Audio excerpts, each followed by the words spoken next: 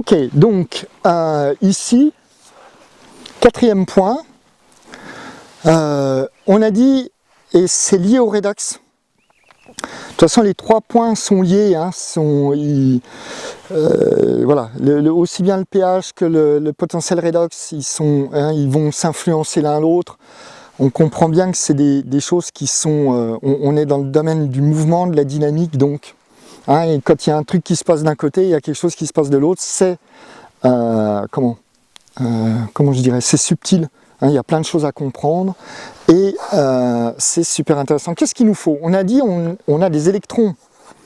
Ok, donc hein, il nous faut des échanges d'électrons, mais comprends ce truc-là. C'est-à-dire que pour échanger, il ne faut pas qu'ils s'échangent n'importe comment. Si je suis dans un milieu et que je balance des électrons, et que ce milieu est conducteur partout, hein, c'est la notion de conductivité. D'accord? Eh bien, ça va diffuser n'importe... Enfin, l'énergie, elle va aller n'importe où. Ok? Or, pour avoir un organisme vivant, il faut que l'énergie, elle soit canalisée. Il faut qu'elle aille quelque part, hein, exactement comme quand tu fais, voilà, les boutons, quand tu appuies sur un bouton électrique, ben, c'est des fils. L'électricité, elle a été canalisée. Et qu'est-ce que c'est qu'un fil? Eh ben, un fil, c'est un conducteur, et autour, c'est un isolant. D'accord? Hein, à quel point quelque chose est conducteur ou isolant, c'est la conductivité. Ou résistant, hein, tu as la conduction et la conductivité-résistivité. Donc un truc qui est très résistant, bah, il est très peu conducteur, et quelque chose de très conducteur est très résistant. Rien de bien sorcier là-dedans.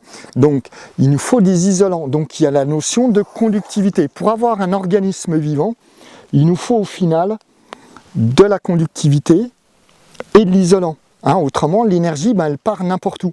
Et donc, elle n'est pas canalisée, donc ça ne va pas pouvoir... Hein, la vie ne peut pas former un organisme. D'accord? Ça va partir dans tous les sens. Voilà. Ça se produit, hein, dans nos corps, dans tous les organismes. Bah, ce sont des échanges de courant. On a une certaine résistivité. C'est pas dur à mesurer. Hein. Tu prends même un testeur électrique et puis tu verras, tu as une certaine résistivité. Elle varie en fonction de ton état de santé, ton état de mental, des tas de trucs comme ça. Hein, avec des appareils qui savent mesurer la conductivité de manière très très sensible. Eh bien, on peut voir plein de choses, hein, même notre état de pensée, c'est très facile à voir, mais il nous faut, donc c'est le troisième facteur, c'est la conductivité. Donc ça, ces trois facteurs-là que j'ai nommés, hein, pH, redox et conductivité, pour en savoir plus, eh bien, je vais faire, ça m'arrive très peu souvent, mais bon, c'est quand même un des pionniers dans le sujet, c'est Louis-Claude Vincent avec la bioélectronique.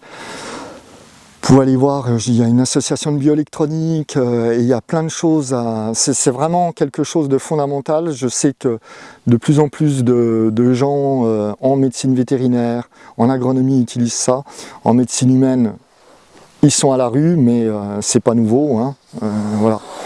On porte des masques et on prend des antibiotiques quand c'est une maladie virale, mais pas grave. D'accord? Donc ces trois facteurs, et puis à une prochaine fois.